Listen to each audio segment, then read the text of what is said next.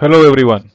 Today we'll talk about managing marketing information precisely to gain customer insights. Yes, this is what we will be talking in today's video. So let us proceed as to what all informations are required and how do we can further our business to the requisite level. Now I've basically fragmented this videos into 5 sections perhaps. Now what are we looking into each section has been marked in the next 3 slides. First we'll talk about customer insights and the marketing information thereby. Why is it so important and what is the prerequisites of having certain insights around it. The second would be having the assessing marketing information needs, developing the informations from the market. So essentially I'm talking about MIS, marketing information system, managing its parts, discussing it and optimizing the business thereby. The third would be basically we'll like to find out what the market wants. Exactly speaking, we're talking about market research out here. So yes, we are going to outline the steps in marketing research process. The fourth would be analyzing and using the marketing information. Now we have gained a marketing insight, we have gained a customer insight, we have gained a market research. Now how do we optimize it is what we will be talking about. This information, what do we do with this information in this section, and the last section of this particular presentation would be on to the part of other informations, marketing consideration. Now what are we looking into it? For example, any specific marketing research phase that we look into it, any brand ambassador that we want to promote around here, the public policy, the ethical issues that have been that are been related to the product, perhaps to the company thereby. So yes, let's begin with the first step that I promised is marketing information and customer insights. What do we look for it? Basically, we would like to build a relationship between the customers and probably the business entity. In this case, the company as such. Now, how do we gain that trust of the customers? First and fresh, we need to understand what the market is demanding. We need to understand what are the deep inside, what is the pulse rate, what are the churn rates, and how customers' taste preferences are changing over a period of time. Such customer insights come from only good marketing information. Companies use this customer insights to develop competitive advantages. Yes, we are here to gain customer insight. What is the customer preferences? What is the customer taste?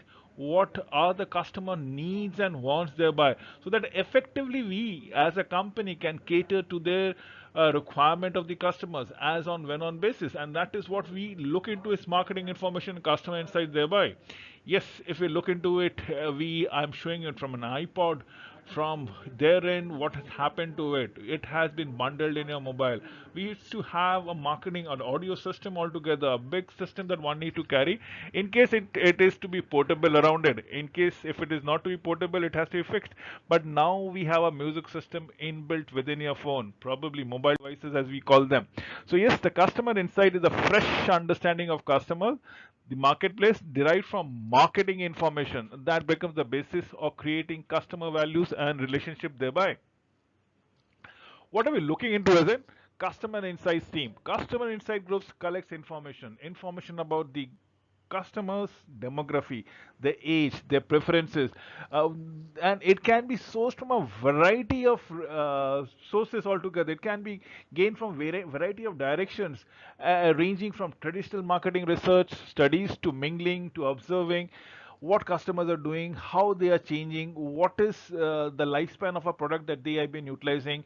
So we can speak to them in person, we can watch them, we can have the traditional method, and now of late the online binge that the market has been consuming around it. Yes, we can study their behaviors in an online pattern also. Then they use this information to understand the customer preferences, and this is what we call as customer insights. Now what customer insight teams collects, they can have anything and everything. They can collectively groups a certain types of customers. For example, people who are tech savvy but they don't have money, people who have the money but probably they are quite aged perhaps. Now you need to mix them or needs to create a demand accordingly. What about your product? Right. So that is what marketing information is all about it. A marketing information system, MIS, is what I have been trying to tell it to you. It's consisting of people, of procedures dedicated to assessing information needs, developing the information and needed information, helping the decision maker use the information to generate, perhaps validate, actionable customers and market insight is what we look into it. Marketing information system only dialects or dissects the requirement of the people, their fancies, their preferences, their taste, and if the company can build in a procedures to analyze this and probably cater to their demand, we are doing wonderfuls for for a company perhaps. And that is how the decision makers has to make or utilize this information to generate and probably validate actionable customers and market insights thereby. Just giving you a particular framework, and this can be limited to your understanding only, nothing much to be discussed around here. It's basically consists of people. Now if you look into it, the information has been validated out here, then we this is the information needs. Probably we have built a product, or probably we trying to build a product. It can be both ways, right? You can take the preferences from the customers, or you can have certain technologies built in, a product built in. Now it has to be catered to, a demand has to be created, so we need to assess the information. Now this can be done through the internal databases, the marketing research, and the marketing intelligence that builds around it. Based upon it is your analyzing and using the information. So if you have a product, so you have to create a demand. Or if there is a demand, then you have to create a product, as the case might be. So that is what we are looking into it. The marketing environment is all about the target market, the marketing channel that comes around it, the competition, the public, the macro environment, and the macro environment thereby. So these are things that needs to be understood time and again as on when on basis. So that is what marketing information and customer requirement is all about. Well, let us understand what is the assessment required, what is the information that we like to dissect and probably make a sense of it. The marketing information system primarily serves the company's decision makers, or perhaps enhance the decision makers capability altogether. A good MIS is all what we are looking into it as on when on basis. What are we looking? We don't say anything much forward. The company must decide whether the values of the insight gained from additional information is worth the cost of providing it. Both values and cost are often hard to assess as on when on basis. This is exactly what we would love to go around here. So yes, we are talking about marketing information system primarily. Now, how do we develop this marketing information? Now, we can have an internal data around it, or we can have a marketing intelligence. Perhaps marketing research is the best way to gather data. Now, marketing research would be the best method of gathering data, perhaps, but it doesn't help us altogether as to how do we make sense. It's the marketing intelligence that we are talking about it, the internal data that we are looking into it, and that is how we develop marketing information thereby. Now, let us dissect one by one thing at a time. Internal data. Many companies build extensive internal databases, electronic collections of consumers, marketing information obtained from data sources within the company's network as on when on basis. Now, what are the sources of information? These are marketing department, furnishing information, consumer characteristics, sales transaction, website visits. Yes, we are talking about online behaviors. Yes, we are talking about feet on street.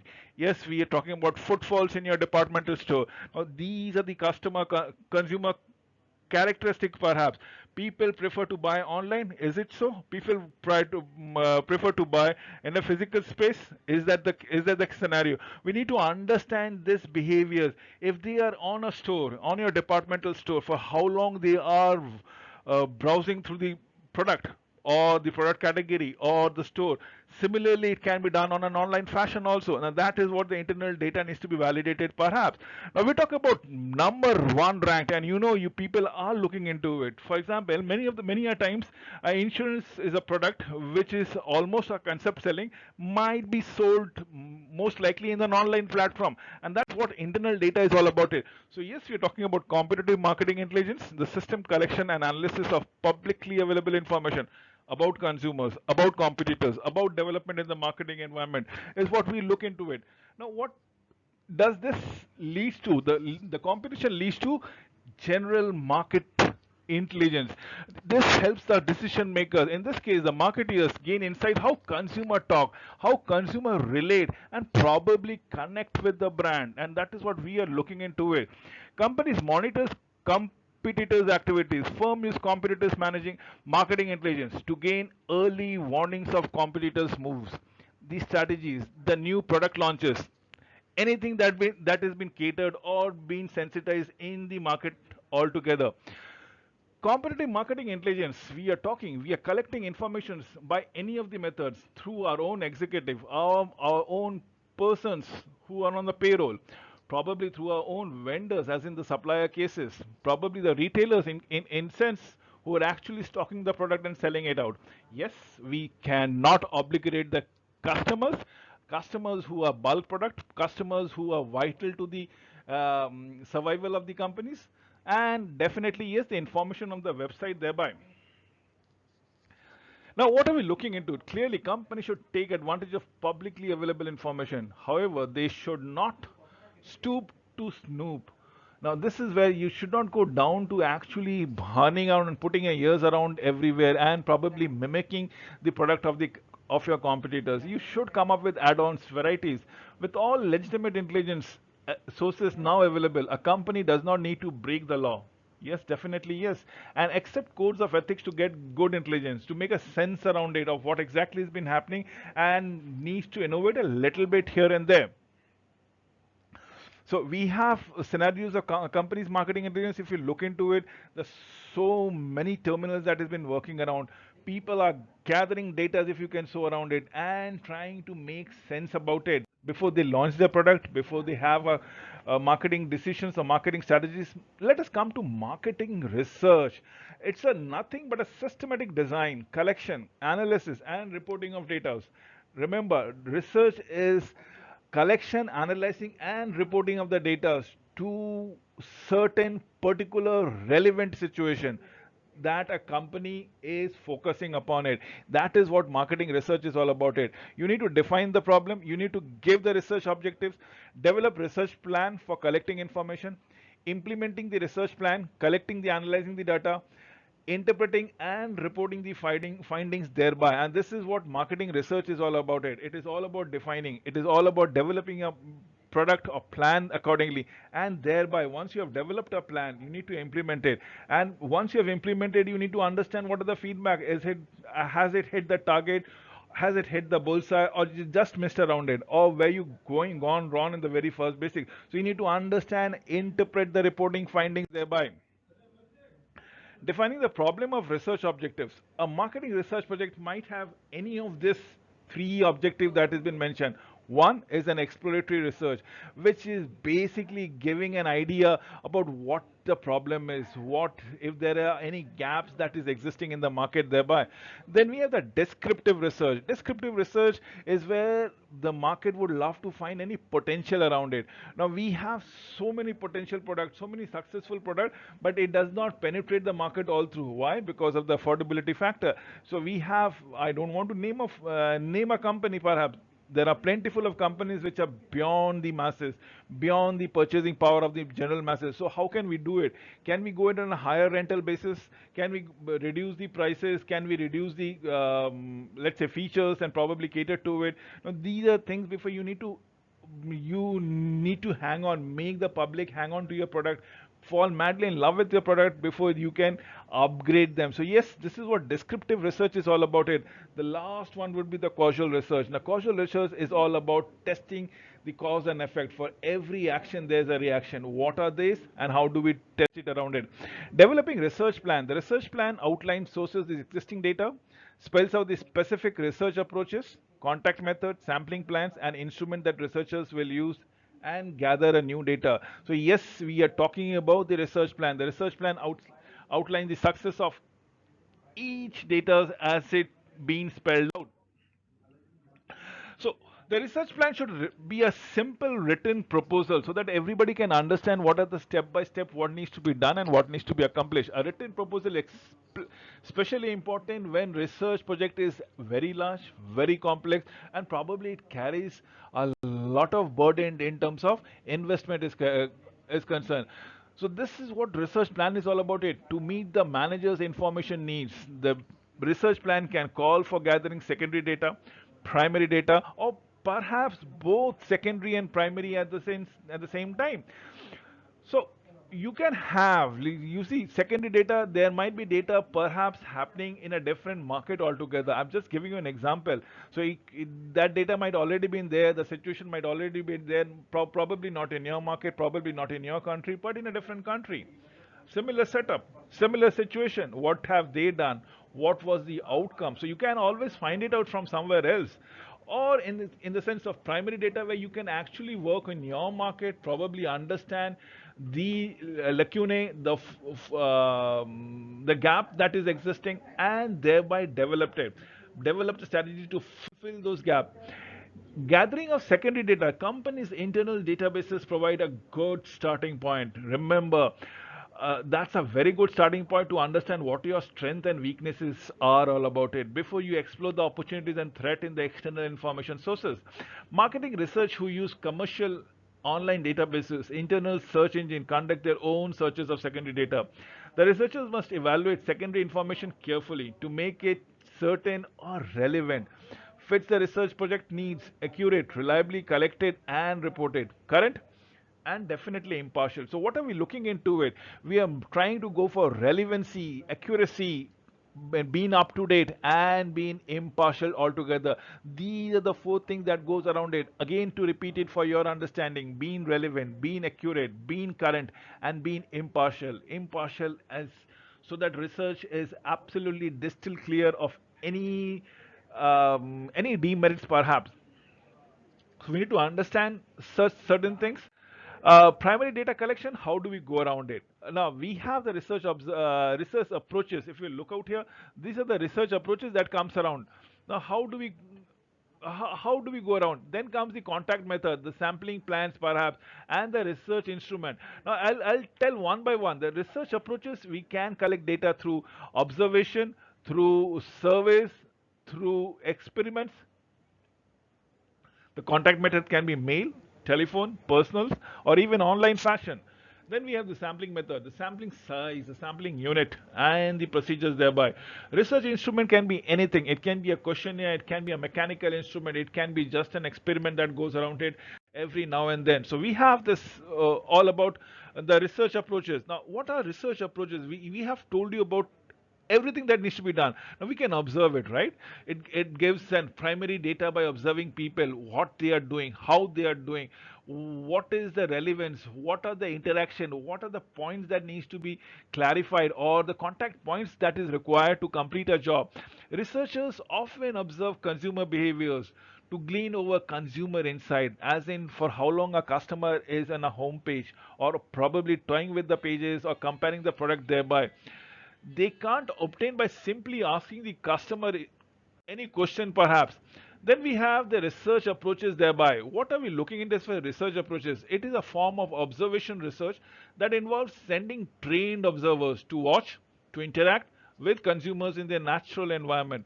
The observational and ethnographic researches often yield to a different kind of details. Absolutely, yes. Now, these are ethnographic different, wherein you are actually adapting the best practices to the local environment, and that is what ethnographic research is all about. It's an observational research. Often this research will always come up with certain novel ideas which is very easy to implement in the traditional setup perhaps. Then we have the survey research. It gathers primary research by asking people questions about their knowledge, about their attitude, about their preferences, perhaps their behaviors in terms. And when I say behavior, I'm only interested in the marketing concept, the buying behavior. It is best suited for gathering descriptive information. The major advantages of survey research is its flexibility. It can be used to obtain many different kind of information in many different situations. Survey addresses almost any marketing question, perhaps decision that can be conducted via phone, via mail, or even in person or an online data collection method. So anywhere, as long as it's people are putting in data, jotting in their requisite information in person perhaps, and it can be done in person, online, via phone or a mail perhaps. Then we have the experimental research. It gathers primary data. Remember, we are talking only about primary data.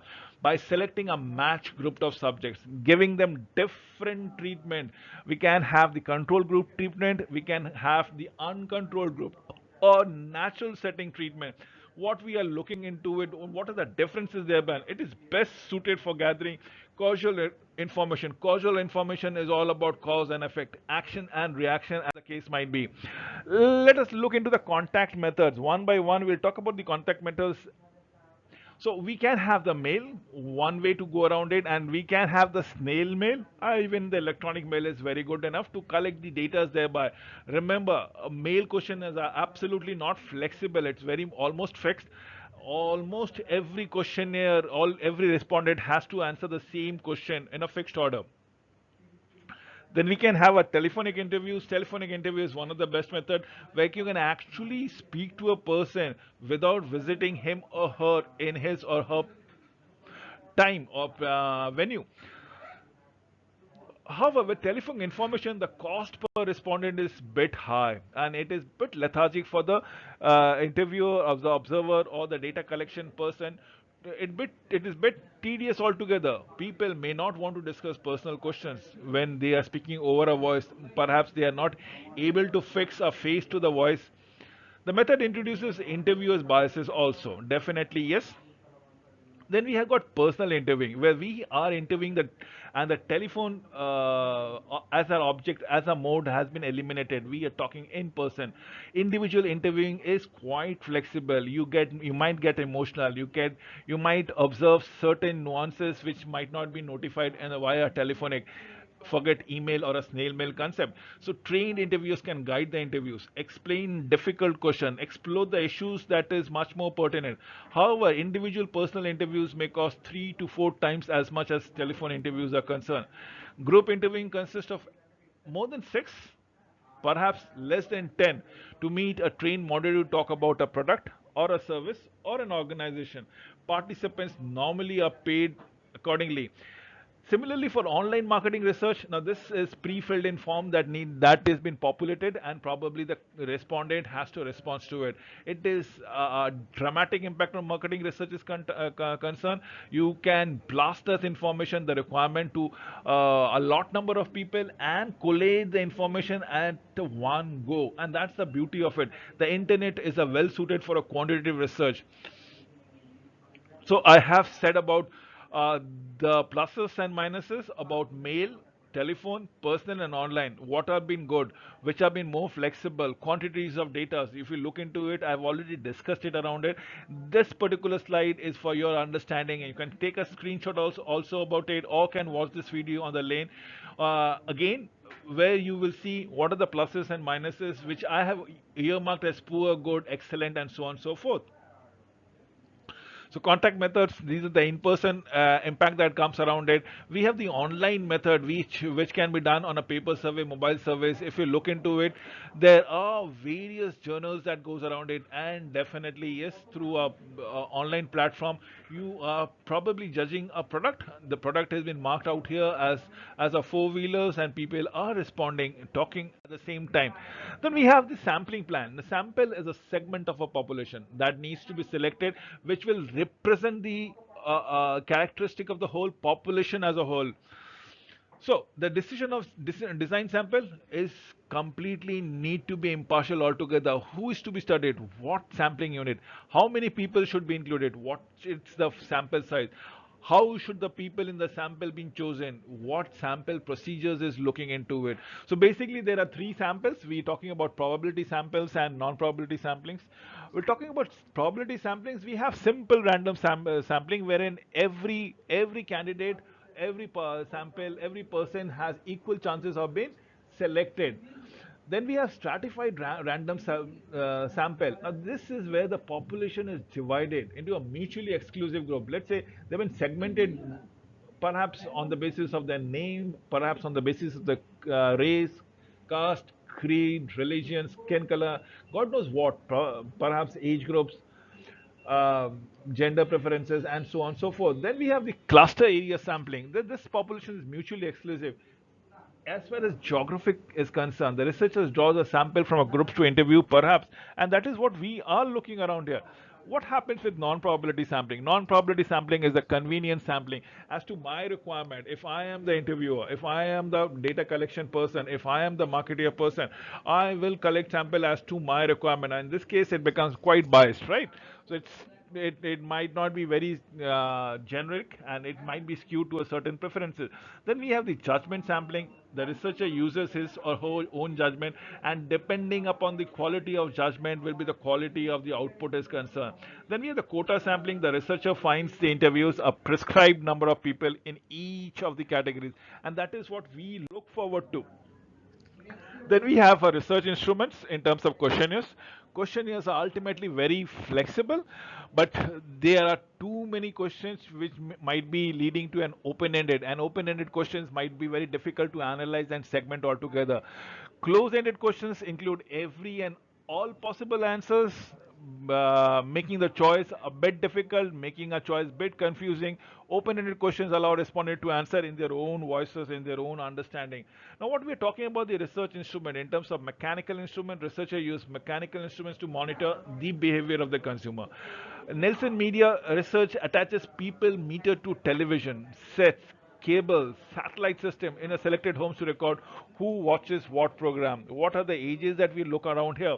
You see it, and we have. And I'm just giving you a video to understand how people are monitoring the consumers' consumption pattern as far as media is concerned.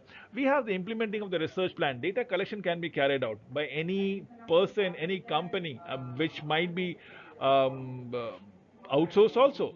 Researchers should closely monitor what the plan has been implemented correctly or not. They must guard against the problem that interact with the respondent, with the quality of participant as the case might be. We are talking about reporting finding. Now, once you have done this, collecting of the information has been done. We have segmented it, stratified it, and probably analyzed it. The researchers should not overwhelm managers with a lot of possibilities and lot of options as fancy statistical techniques. Similarly, managers may be biased. They might tend to accept certain researchers according to their fancies, and they might reject the others which they don't anticipate, or probably they're not comfortable with. In many cases, finding can be interpreted in different ways. Discussions between researchers and managers will help in the best interpretation. Analyzing and using market information. This may help the advanced statistical analysis to learn about the relationship within a set of data. Information analysis might also involve the application of an analytical model that will actually help the marketers to a better decision, and that is what we all strive to be. To overcome such problems, what we are talking about customer relationship management, many companies would like to implement have a detailed information about their customers, how they are behaving, how they are changing their preferences, what are the touch points, and how do they can connect with the customers then and there. By using customer relationship managers, the customers are better analyzed, segmented, and probably serviced or catered to. The company can have a better customer satisfaction if we have dedicated understanding of relationship. You look what happens. You look, we have somebody called Kerry been offered a birthday discount of 10%. Now, this is very happy. This makes Mr. or Miss Kerry very genuinely happy, probably, and that is what is most important. Distributing and using marketing information. Information distribution involves entering information into databases, making it available in a time usable manner. Intranet provides information to employ people, to their stakeholder.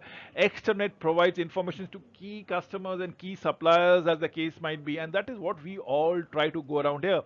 I'm just giving you fancies of screenshots of what needs to be done in terms of distributing and marketing information is all about it. We have those fleet concept. Now, I come to the last segment of the presentation, the other marketing information consideration. Let's say we are not working for a big corporate but a small business. So what are we looking into? Small for a small business or a non-profit organization, and what are the international market research states around it? First and foremost, managers of small business, probably non-profit organizations too, often think that market research can only be done with the larger corporation. Absolutely to be discarded. Why? Because small business and not for profit organization can obtain good marketing insight through observation, informal survey. Remember, these small business are only catering to a limited number of customers. They have a limited geographical exposure, so they have a better understanding of the people that they cater to, and that is what we should be looking out here, right? And that is what we are looking trying to do it. Also, many association, local media and government agencies provide special help to this all organization.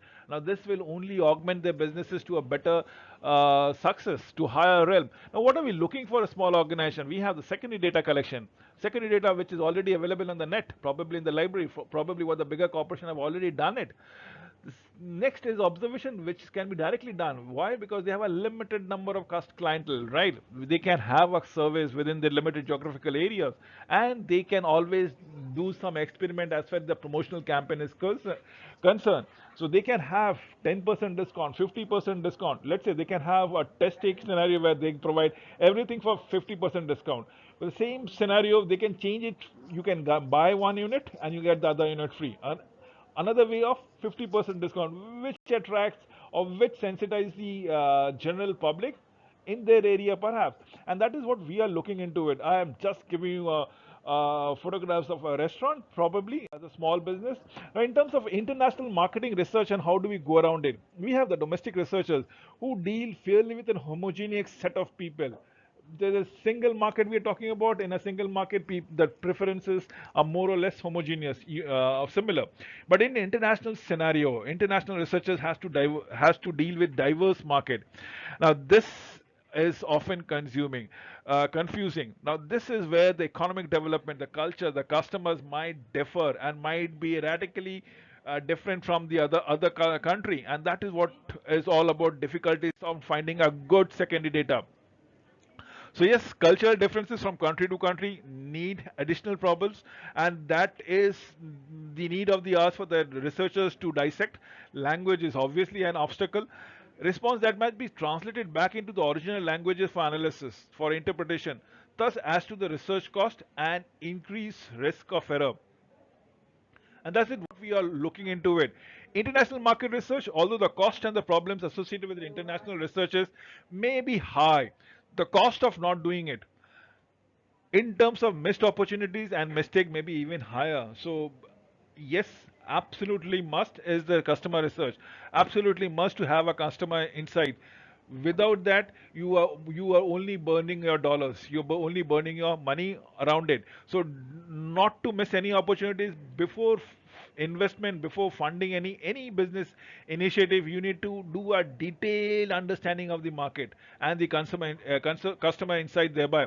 Once recognized, many of the problems associated with international marketing can be overcome and avoided. And we have, I've just given you a plentiful of problems that goes around it, and if you can go around it, you see I have clustered the countries into a different segment. We have A1, B1, C1, D category, E category for the customers altogether, and you see the number of people, number of countries that has been blocked around it, and it gets only clustered over a period of time. Now let us wind up this presentation by stating the public policy and ethics in marketing research. First and foremost, please respect the consumer privacy. Many countries feels positive about marketing research, but believe it should be used only for a definitive purpose. Small consumer fear that the researcher might use sophisticated techniques to probe our deepest feeling, peek into our shoulders as we shop or track. People find it infringing on their right to privacy is to be utmostly regarded and probably respected also. The best approach for research is to gain certain information as on when on basis they are utilizing it, and use it responsibly only for the marketing purposes, and do not do it for other reasons. Most importantly, you should seek permission from the customers when you are gathering data. Misuse of marketing research findings today, many research studies appears to be little more than the vehicle for pinching the sponsor's product. In fact, some of the researchers survey appears to be designed just to produce the intended effect or the feel. Few advertising openly rig their research design or blatantly misrepresent the findings, and most abuse the subtle stretches as the case might be. Now, these has to be avoided. You should be utilizing marketing research only with the consent and for the definitive purpose only, stated purpose only. With this, you see, we have a lot of examples that comes around it. There are so many snacks, the pre-packed food that comes around, which has been there. So with this, I come to an end of it. I am sure that marketing research and the consumer insight has been detailed discussed in this particular video. Anybody who's watched this video will be able to dissect what we need to understand and how do we need to proceed as far as gaining the customer insights is concerned. Thank you for watching this video till the very end.